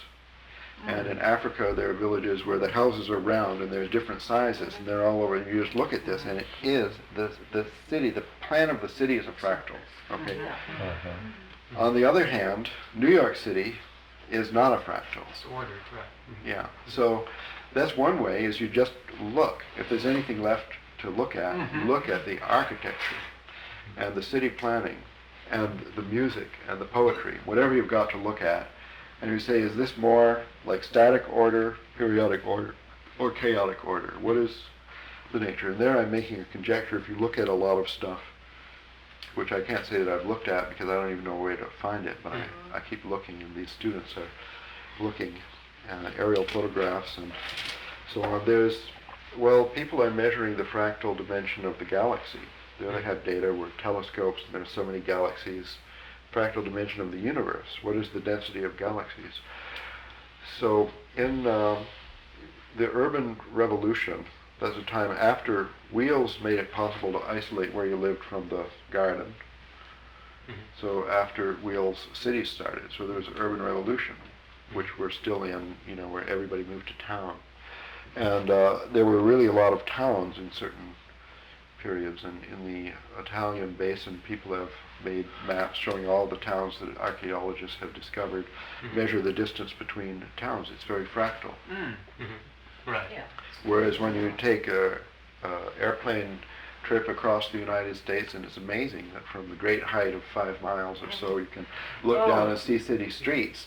And even out in the country, and there's this very unbelievably regular grid of farm plots and roads. And in the West, though, it's more in the East, though, where it's an older system, though, there tends to be much more chaotic structure of land ownership and farming there, and it's much more broken up. Right, that's Topography right. to But the that's what he's saying. You're losing me. What was the connection now between the GR and the chaos? Oh, I'm just making a conjecture that if we had more records, which maybe we don't yet, of many different Gaelanic societies, I'm conjecturing that you would find them characterized by the acceptance as opposed to the rejection of chaos. I mean spontaneity. And in design and city planning and arrangement. Would you say the hippies are descendants of the Cretans then? Oh, absolutely. Yeah, but are they intellectual? Right, so somehow they're tuning into something of the past. Right. Or somewhere. Not enough. They missed out on the partnership aspect. I think that's one reason that it didn't make it. Do you have a sense of why they did? Do you have a sense of why? What was injected into that culture that where they failed to really? Well, we didn't know enough. We didn't know enough. We knew more about the future than about the past. Yeah, We were just like really these ignorant hippies, at though, that they didn't time. know that they were copying the Cretans. I mean. No. The Gaelanic resurgence is spontaneous. Spontaneous. And it comes from your unconscious. where these toxic seeds of chaos live, lurking in the. Toxic. Well, I'm thinking of Francis listening to this, who's an expert on nativistic revitalization movements, which certainly the hippies can be seen that way. You know, it's something that I brought up when Rhiannon was speaking with you at Ojai, and had opportunity to think about it a little bit more. But when the chaotic and, let's say, partnership models that originally identified the evolution of mankind, they occurred around the breadbaskets, or those places that where civilization could organize and develop, which were like the Nile Basin and some areas of China and so forth, where the environment and the land supported life, you know, and that was where humanity got its beginning. The human species got its beginning and began to create its villages and so forth. And it seems to me that well, actually, though, there's now a lot of hassle about this. And, you know, the story we all were told, history begins at Sumner, and then there's Ur, Chaldea, Babylon, Egypt. Now it looks as though Çatalhöyük, which was 3,000 years before Sumner, reached a level of civilization ahead of it in a very not particularly auspicious place, a dry plain in southern Turkey. So now there's and it was a dry plain then? It was a dry plain? It was a plain. I mean, there was higher rainfall, but it still was not a river basin by any means. So there's really a revolution in dating going on. Identifying what a cradle but if it doesn't really destroy the point you were trying to make, not. press on. I would say this is a main puzzle. Why is it that partnership society lasted 7,000 years and then was supplanted by this other oppression from which we could never recover? But there's you can make an observation to possibly put light on that by in the understanding, like, chaos seems to be the dominant wave, but it can easily for a short time be suppressed by an imposition of order, and that it eventually percolates up through and around and sweeps away in time. And so if you look at these cradles of civilization, that periodically seeds are thrown up out of this cradle, individuals that somehow are sociopathic, you know, and the way these civilizations dealt with those individuals is they were sent into exile, they were sent into the wilderness, which means they were sent out of these cradles of civilization, out of these seas, for instance, these nurturing seas that were on the land, and they were thrown out into the wilderness, and they went into cold places, and they went into very difficult to survive places with their broken psychology somehow, their antisocial psychology. And they, because of the incredible capacity to survive that is within every individual, every human being, they flourished in this wild and dangerous and anti-human place, basically, and developed their numbers, but those numbers were based on the survival needs of that environment, which did not allow music and dance. It was out there and kill or be killed, more or less. And in time, as their numbers came to some critical place, they swept in off the plains, and they were the sons, they were the rejected sons of the chaos partnership societies, and they came back to take, because that's what they had learned to do. You just take, you just you know, it's like you leave a clean sweep, you know, by the power of your chariots, by the power of your sword. You take everything you have, you don't replant. And they came back and overwhelmed these chaos societies. Well, this is why later civilizations had the good sense to export their sociopaths to islands. Yes. To America. To America. To Australia. Where they thrive. Yes. Because they went into chaos. You see what a counterproductive strategy it is to send your sociopaths into the wilderness. Right. This is taking your most diverse genetic stock and hurling it into the most selective environments. And of course they come riding back in on shaggy ponies to take your women. That's where the Mongols came. They came back off the plains, right? Exactly. Well, we should probably end this at the moment because it is 6 o'clock. Ralph brought some films, which take about a half hour to see. I'm not sure, I didn't know this until fairly recently, so I'm not sure I can arrange for their videotapes, right? I'm not sure I can arrange videotape equipment here tonight. So I suggest that we see these first thing in the morning, and maybe we'll start at 9:45, because we have a short session tomorrow anyway, because we have to get out of our rooms. So does that sound good to everybody? These films are acclaimed. This is frontier of mathematics stuff, $1 million, $1 trillion equipment to put it together, and Terence, can I just make one point? It seems to me then that chaos is like love. You know, that's kind of what the computers have deduced, because you can overwhelm love. You know, love is a very delicate but overwhelming reality, and you can kill it. You know, you can order it, you can deny it, but eventually it will destroy all the proofs against it and sweep them away. And maybe that's what's coming up out of the Cray computers.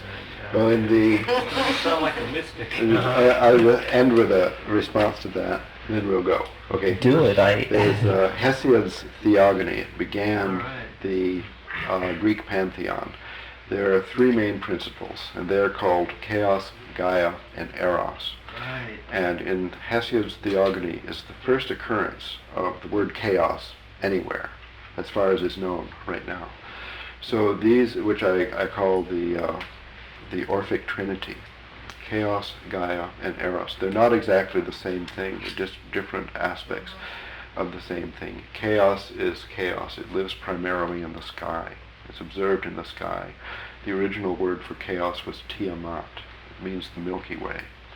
And then Gaia is, Gaia, and Eros is, Eros. So that's the tradition, the philosophical tradition that we're living in, is the Orphic Trinity. Mm-hmm. And I think that the discovery of chaos by computers, as it were, is just an aspect of the Orphic Renaissance, which is my name for what's happening today.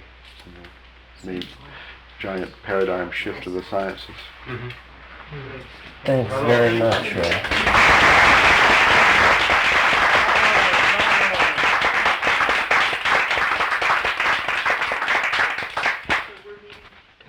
No, we won't meet tonight because I don't think I can get the equipment. We'll meet at 9:45 tomorrow morning here for our final session. Okay, well, this is our last meeting in this series, and what we'll do this morning is I'll talk for a little while, and then we'll take a brief break. There was a request for a class picture. Is that still operable? Yes. And we'll go outside and get a class picture, and then we'll come back in, and Ralph will introduce and show these computer graphic films.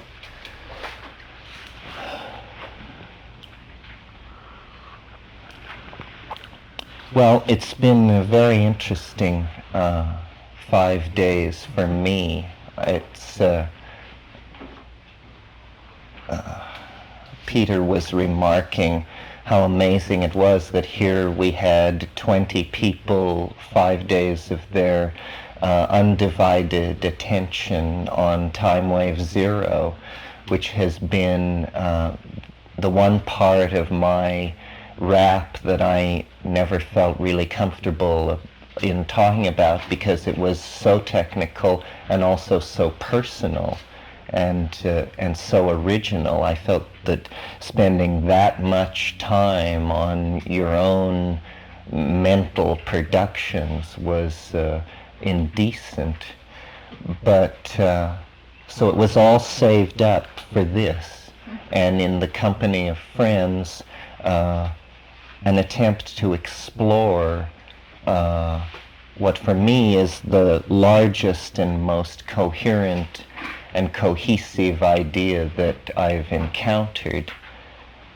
many of you have heard me compare the lot of the psychedelic shaman or the psychedelic spiritual seeker to that of a fisherman setting out in a small boat on dark oceans and letting the net down into the depths in the hope that something will enter the net that is not so large that it simply swallows the net, and not so small that it slips through the meshes of the net and is trivial, but something, a middle-sized something that can be cognized, that can be spiritual food for the soul, not only of the individual, but of the race and society. We should close this door. That thing is like, it's like dentistry to me.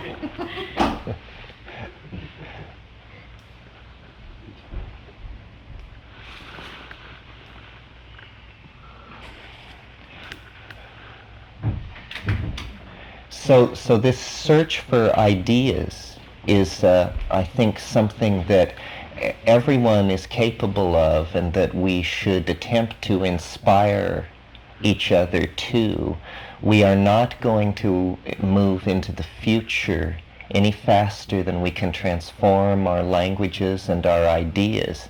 And the essence of the forward escape that this theory hints of is some kind of salvation through cognition, consciousness. If consciousness does not loom large in the history of the human race, then what kind of a future is it that we face? So last night I was thinking about how to sum up these 5 days.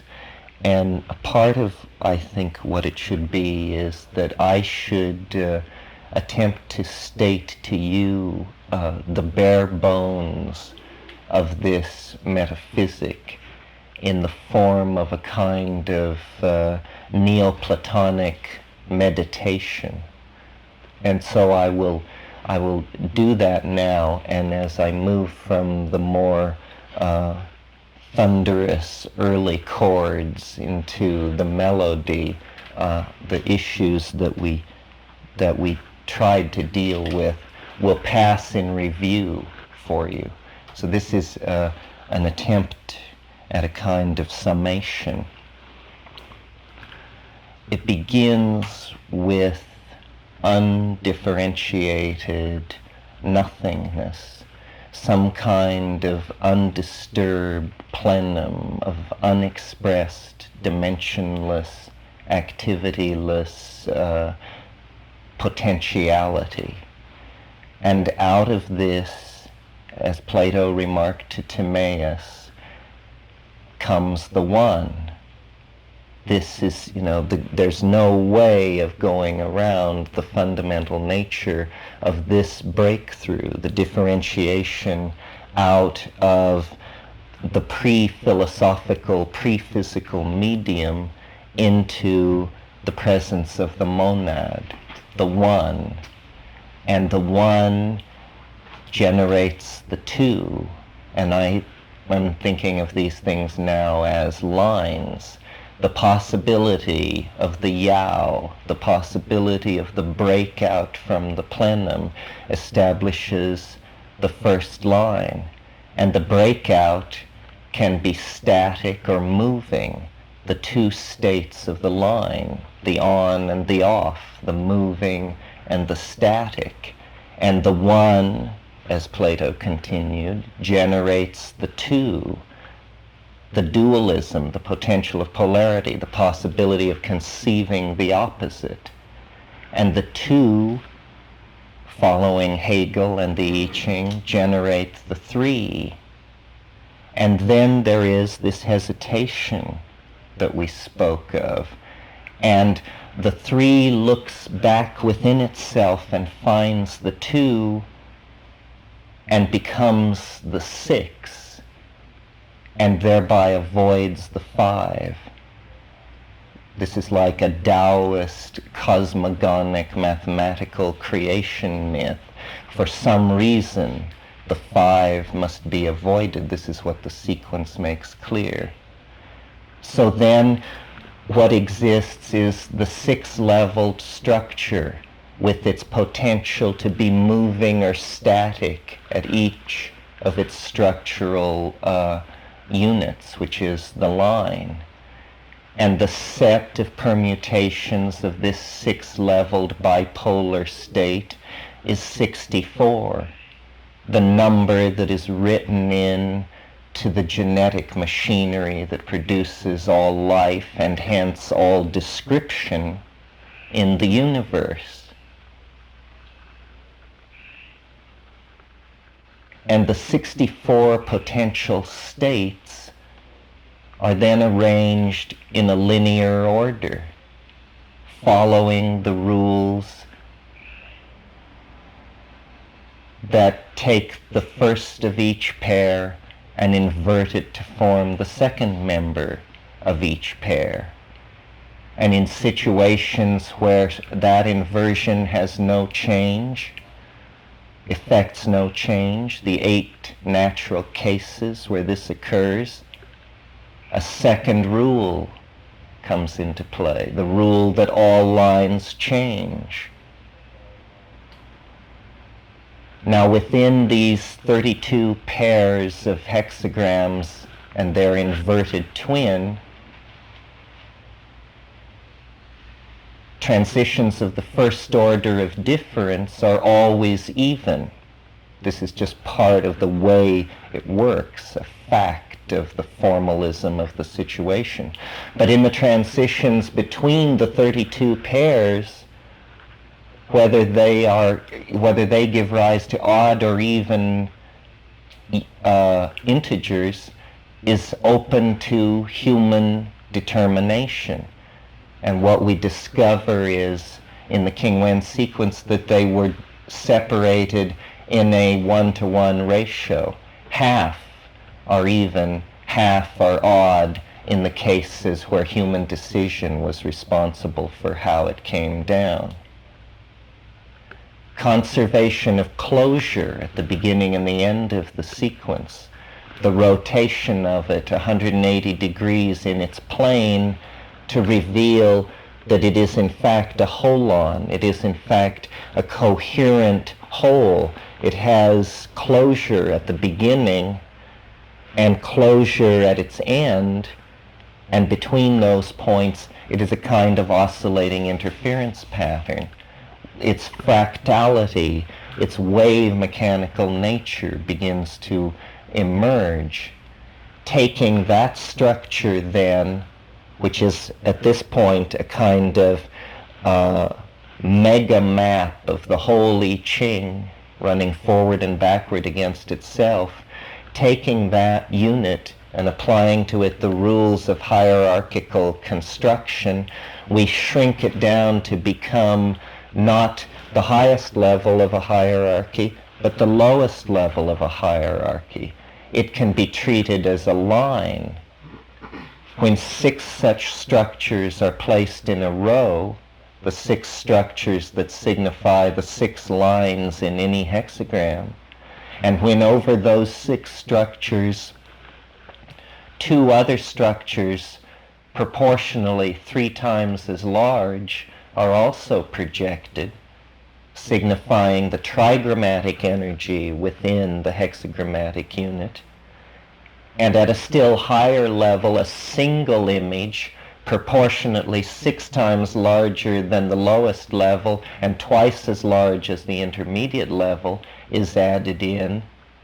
This complex compound interference pattern of the gestalts of the temporal elements that form the continuum of being becomes a kind of Rosetta Stone, a kind of graphic doorway into understanding the structure and the ebb and the flow and the rules of bifurcation that apply to the onrushing of events on all scales of all sorts. Love affairs, dynastic empires, continental drift, volcanic eruption, orbital mechanics, stock market trading. All process is suddenly seen to be within a kind of hall of mirrors where nature's economics, nature's solutions to the minimum entropy equations that allow existence to occur have been repeated on many, many levels and in many orders of magnitude. And the human mind, a creature of this environment, as a neural net, as a product of DNA, as a condensation and organization of atoms and molecular forces, can anticipate and know this order by looking within itself. And this is what the ancient Chinese of the Zhou period and earlier, these Central Asian wizards of the 15th millennium, understood. They somehow, through the development of language and predilection, looked not to the world of mastery over matter that captured the Western imagination, but toward a vocabulary of the understanding of process and event systems and the unfolding of integrated large-scale fields of activity, Taoism. And the mysticism, which it is cloaked in the modern recension of it, is a mysticism that has been there through the habit of misunderstanding it, that has been present since at least the Han Dynasty. It is not mysterious. It is mysterious in the way that all mathematical formalism is mysterious, but it is not mysterious in the sense of being beyond rational apprehension. It is not beyond rational apprehension. The nature of Tao can be sufficiently known to be in Tao, and that's all we need to know about it. Whatever mysteries reside within it below the level of our alignment to it, we need not be concerned with. So, for reasons still mysterious to me, I was privileged to be the anamnesis to the voice that spun out this conception. And it seems to me it is a kind of unified field theory. It is a kind of general theory of systems. And what's interesting to me personally, trying to separate myself from it and look at it, is that it legitimizes hope. It says that, as William Blake said, nothing is lost, everything is conserved, beauty is rolled together towards some kind of ever more reflecting concrescence.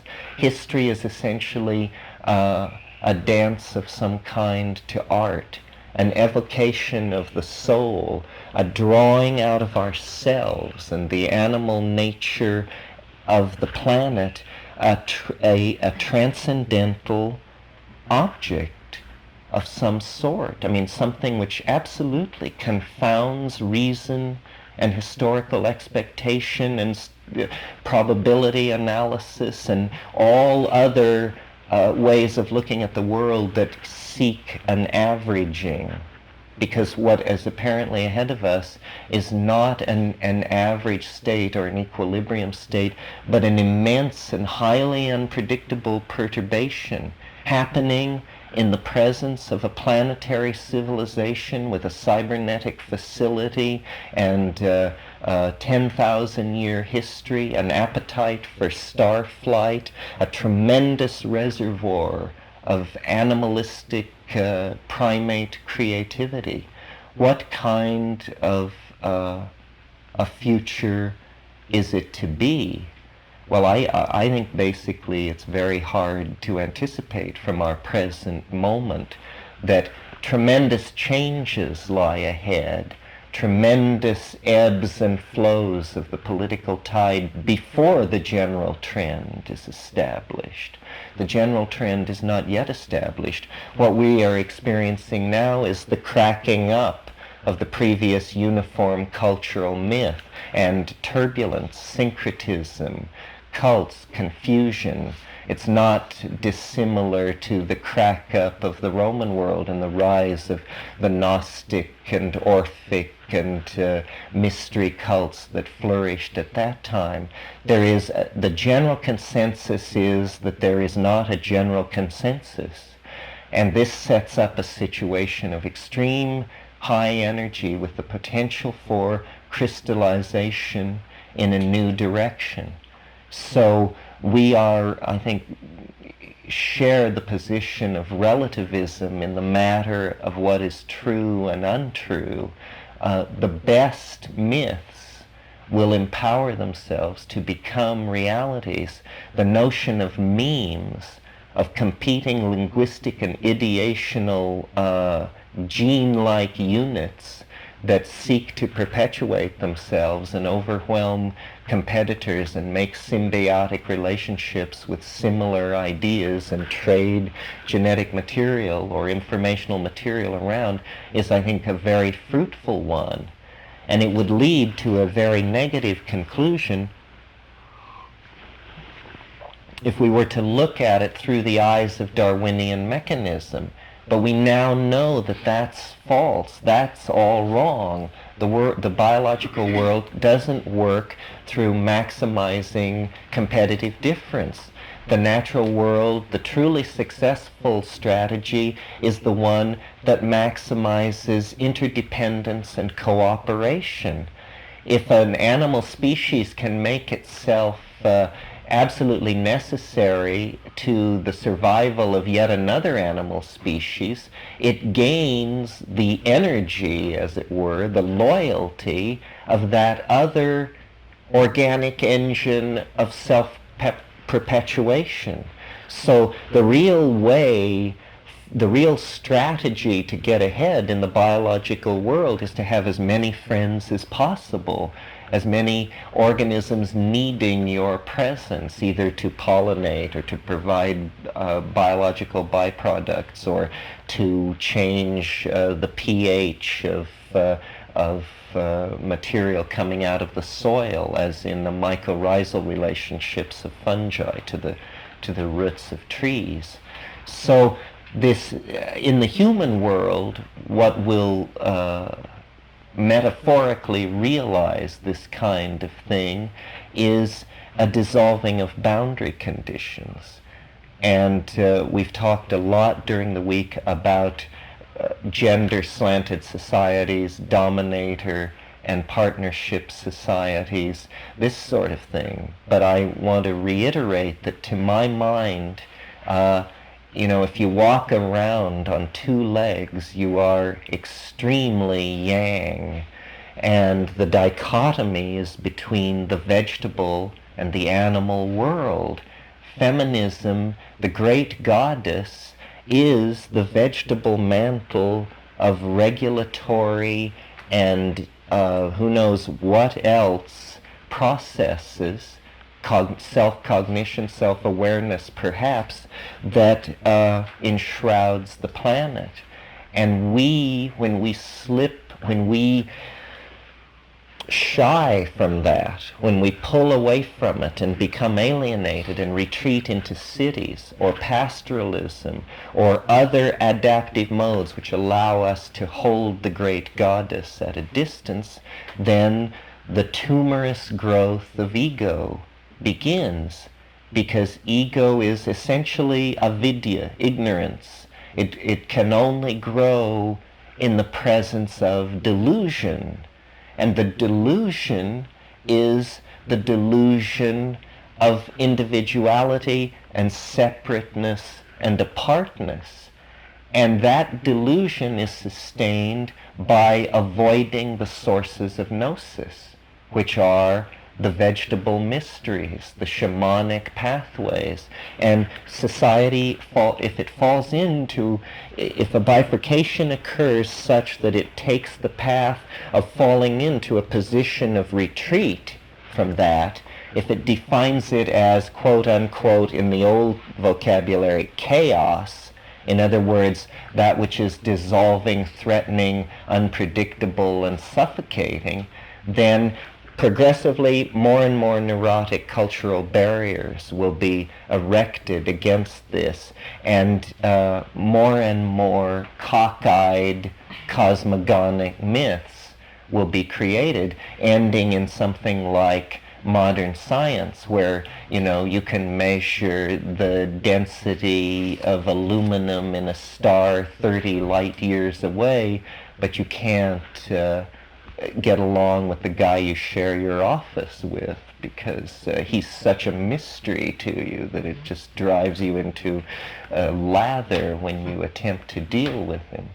So what is needed is models of process that are close to home, fractalized, democratized, if you wish. It's not enough to live in a hierarchical society where you don't understand what's going on, but you have faith that somewhere in laboratories, in corporate boardrooms, in government halls, somebody understands it, because somebody else understanding it is not operationally effective for you.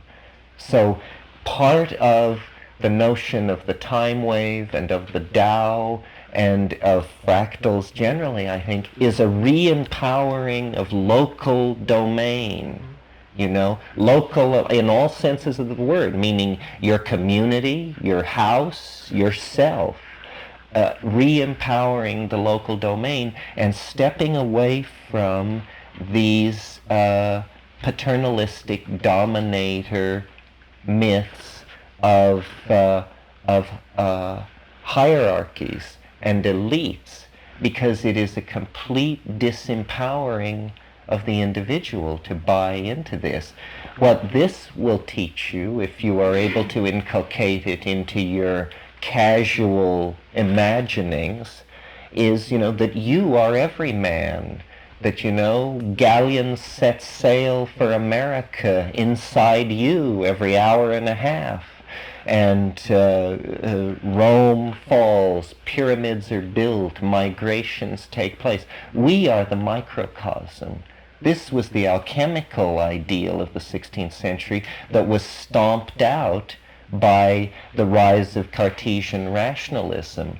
It's no coincidence that when Michael Meyer, the great prince of the Rosicrucian Enlightenment, was slaughtered in the streets of Prague in the winter of 1819 by invading Habsburg armies, that one among those invading Habsburg armies was the 21-year-old René Descartes. I like to imagine, actually, that Descartes was present at the slaying of Meyer, and that this was, unknown to each, a tremendous turning point in the history of human thought, because the alchemical ideal, which had been inherited from the Hermetic ideas, from Gnosticism, which then went back to the Orphic and Pythagorean strain, and from there back into the Middle East, to Egypt, to the Nabateans, and so on. This was like a countervailing faith, a different idea, an idea of wholeness, an idea of the power of magical naming, the power of sympathy. It was, in fact, the old morphogenetic religion, and that was the last time we heard from it, 1619 in the streets of Prague. It's no coincidence that that year is generally taken to be the beginning of the 30 Years' War. And as you know, when the 30 Years' War ended, modern Europe existed. When the 30 Years' War began, it was late medieval times. I mean, that was the great, great turning point. Well, one more little point that I want to make, and that is what empowers this idea if you care to inculcate it into your toolkit of images for looking at the world, is history. And I think our powerlessness generally derives from our ignorance of history. And it's like amnesia. If you don't know what happened, you don't know who you are. And the fact that we live in a society where everyone is amnesic does not excuse the situation. I mean, it's a bizarre kind of society where no one really is expected to know anything about anything earlier than 10 years before their own birth. And then it just sort of fades off. You know, there are the two Roosevelts, and you can't tell which came first, and it's a preposterous situation because history, unlike science, is not an intellectual construct that is the privileged property of an intellectual elite. History is the data field of every man, of every person.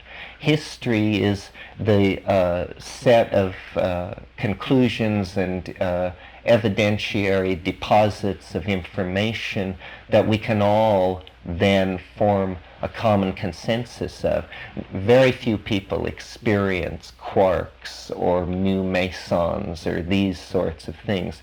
But history, because it's about people who are more or less like ourselves, is something that we can cognize and draw into our world.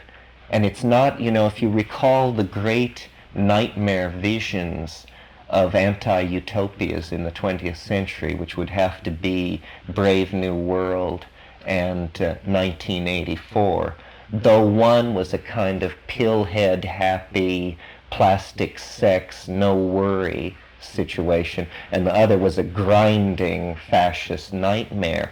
What these two anti-utopias had in common was they had no history.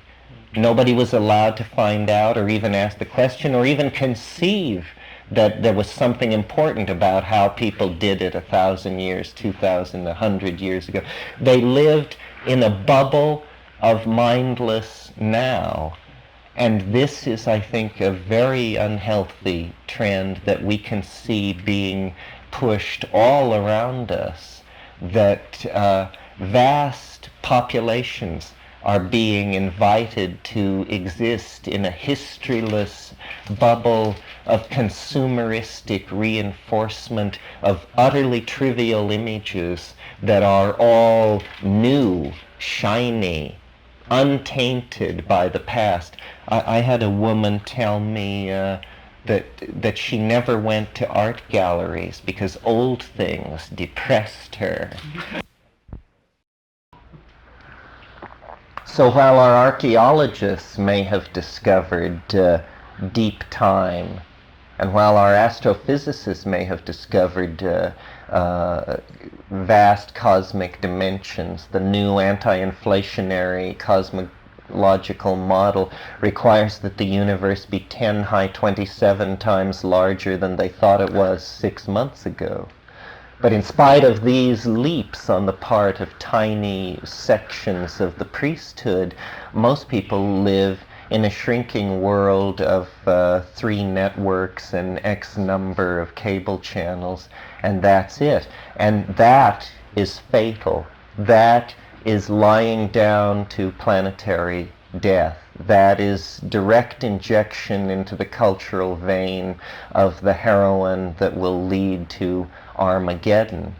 What we need to do is reconceptualize ourselves through, I think, notions like the Tao. Make fractals a thing for the people.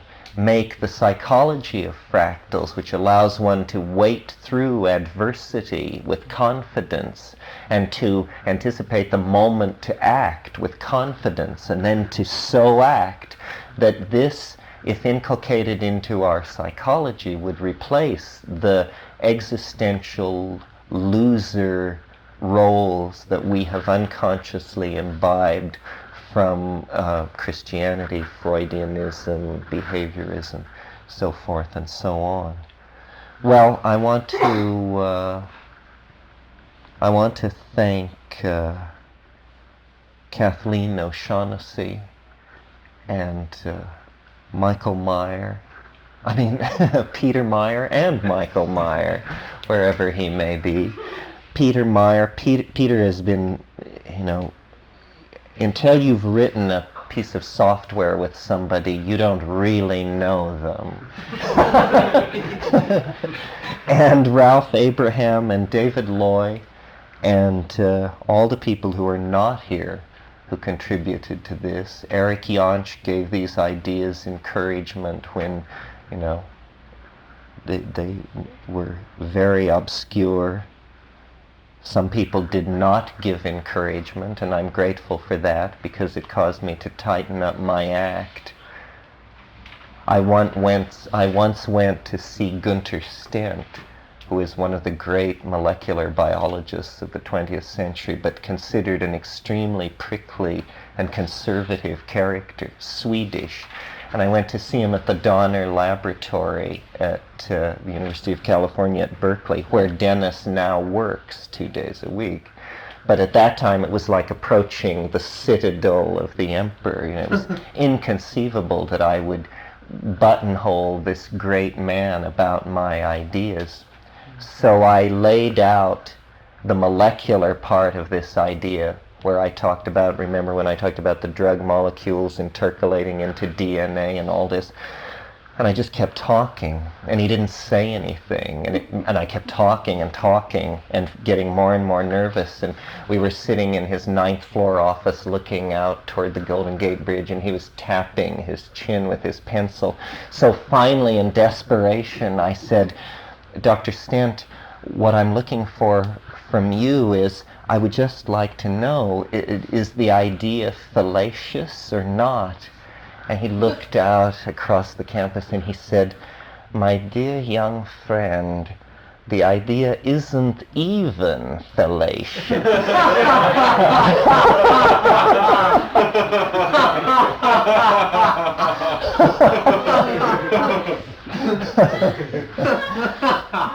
So, and I particularly want to thank all of you for your patience, for your willingness to attempt to understand this and follow, one person's circuitous route through the labyrinth. It's been very gratifying. I hope that some of the distant landscape that I saw, I've been able to convey to you after months of working on this with Peter one time. And I didn't reveal to Peter what it was for because I didn't really know him. So I kept him in the dark. I just said, we have this table of values and I want to do that. And then I got all that running. And then I introduced the notion of how we would put it against the calendar. But I never quite tore the veil away and said, this was about the end of history and this and that. And about halfway through the process, I said to him, so have you yet realized the awful and terrible grandeur of this idea? And he looked askance, I think. But I hope you, with his help and mine, have been led to feel the awful and terrible grandeur in this idea of how a universe could save itself from meaninglessness and by ordinary processes pump itself to higher and higher levels of self-reflection, and how a process like human history could immediately precede so major a shift of epochs that it has to be imagined to be part of the terminal data set. And,